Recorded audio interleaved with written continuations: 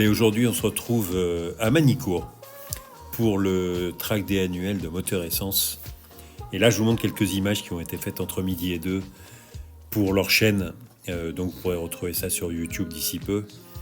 Mais surtout, je voulais vous montrer cette Huracan STO qui a l'excellente particularité, et suffisamment rare pour être souligné, d'être pilotée par une fille.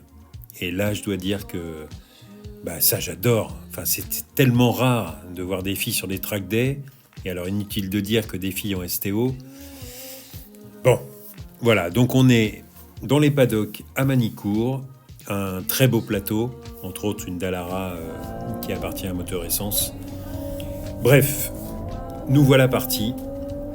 Là, je voulais vous montrer cette très courte séquence pour juste rappeler que sur un track day, il faut toujours rester très très prudent. Là, en l'occurrence, le rythme de la 458 est bien différent du mien. Et le gars, en fait, je pense, ne me voit pas et me ferme la porte. Si j'avais insisté, je pense que ça se serait mal terminé. Bon, nous voilà partis.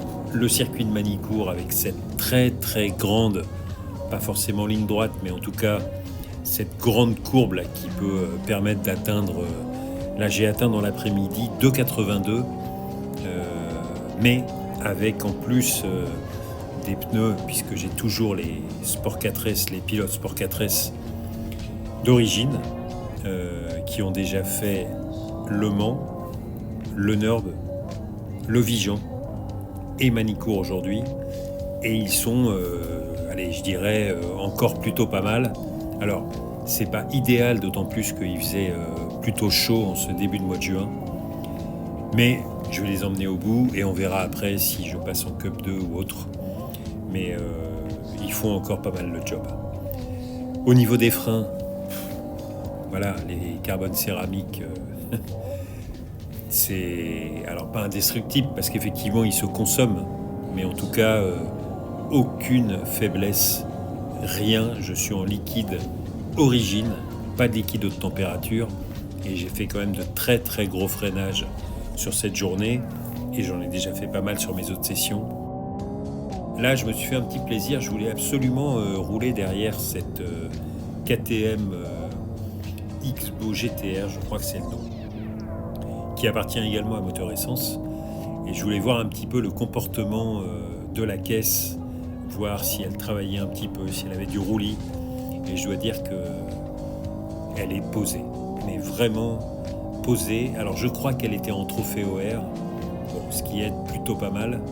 Bon, elle manque de puissance, évidemment, on n'est pas du tout sur les mêmes puissances que la 296, mais voiture intéressante, un look complètement spatial, qui, voilà, c'est pas ma cam comme on dit, mais la voiture est intéressante à voir rouler, et ouais, je me dis prendre le volant de ça un jour, ça doit être quand même une expérience intéressante.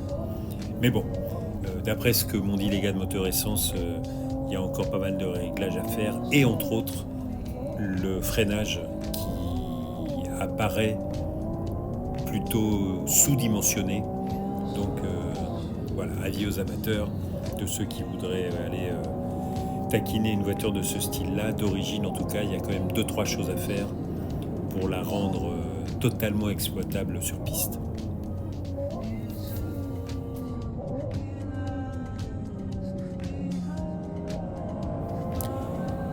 Alors là, il faut vraiment que je vous raconte, parce que l'histoire vaut le coup. J'emmène donc dans cette petite session le porschiste volant. Je vous résume un peu le contexte. Je rencontre ce garçon charmant sur la pit lane. Il est en AMG GT et on commence à discuter. Il me demande si je veux bien l'emmener faire un petit tour dans la 296. Évidemment que je lui dis oui. Et là, on apprécie le roulage, mais en même temps, il me raconte, et le son est trop mauvais pour que je le laisse parler seul, donc je vous résume un peu l'histoire. Le gars a quand même fait un vol plané de 10 mètres enfin de 10 mètres. Il est descendu de 10 mètres en vol plané avec une Porsche 997. Il est tombé d'un pont et alors, cerise sur le gâteau, il a atterri sur le périphérique parisien, porte de la Chapelle pour situer exactement l'action. Je n'en suis toujours pas revenu. Le gars me raconte ça. Il est là, entier, vivant. Alors, pour en rajouter une couche, j'ai vu les photos de la voiture après l'accident, après l'intervention des pompiers pour le désincarcérer, évidemment. Bon, aujourd'hui, on peut dire qu'il a une sculpture Porsche plus qu'une voiture. Mais le gars est vivant, il est totalement remis, en pleine forme. Il conduit avec grand plaisir son AMG GT. Mais son histoire est dingue.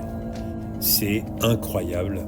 Et pourtant, c'est vrai. Enfin, voilà, je ne doute pas un instant, puisque lui-même me disait que quand il raconte son histoire, beaucoup de gens restent dubitatifs.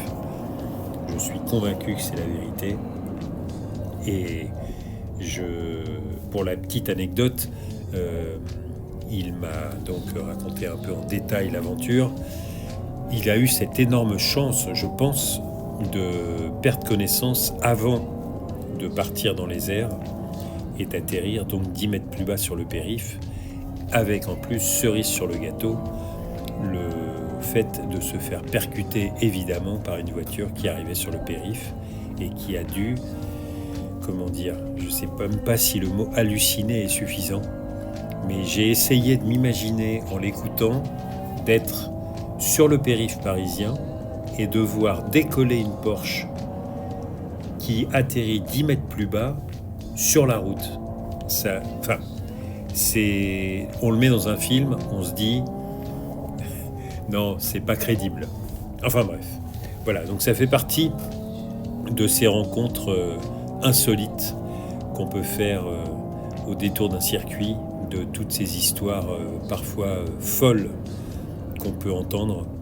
Et c'était vraiment marquant d'entendre ce gars raconter cette histoire dingue. Et là, donc du coup, fort de son expérience de roulage dans la 296, et je pense qu'il a sérieusement apprécié les sensations, il m'a demandé d'emmener sa copilote pour qu'elle puisse avoir un référent quand ils échangeront sur leurs impressions. Donc ça a été avec autant de plaisir que je l'ai emmené et c'est toujours super agréable.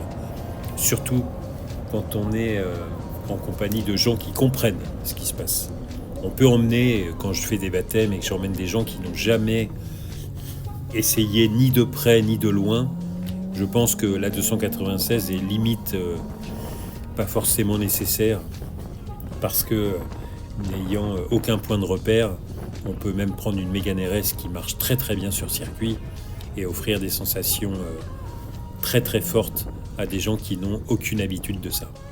Bon, là, vu qu'on est avec des aficionados, des passionnés, on peut les appeler comme on veut, c'est d'autant plus gratifiant et marquant quand on voit leurs yeux s'allumer parce que descendant d'une AMG GT qui est déjà une excellente voiture que j'ai eue et que j'ai vraiment vraiment aimé. Bon, mais là effectivement c'est la 296, c'est vraiment un autre niveau, un autre monde. Et voilà, partager tout ça reste vraiment, oui, une des vraies motivations de rouler avec ce genre de voiture. D'aller sur des circuits, de rencontrer des gens de tous horizons. Et quand je dis partager, c'est pas uniquement des aventures, pas uniquement des discours.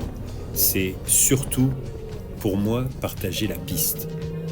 Courir après le chrono, je l'ai déjà dit, ça n'est pas du tout mon truc. Rouler tout seul sur une piste ne me procure pas de plaisir particulier. Là, on était sur un track day plutôt exclusif, avec très peu de voitures. Et il y a toujours un moment dans la journée où tout le monde s'essouffle un peu, où on se pose. Et quand on repart et qu'on est tout seul sur la piste, je sais qu'il y a des gens qui apprécient énormément ça. Moi, ça me fatigue, ça ne me procure aucun plaisir. j'ai vraiment besoin de rouler à plusieurs, de courir après quelqu'un, ou que quelqu'un me pousse parce que je sens que derrière, bah oui, ça roule fort.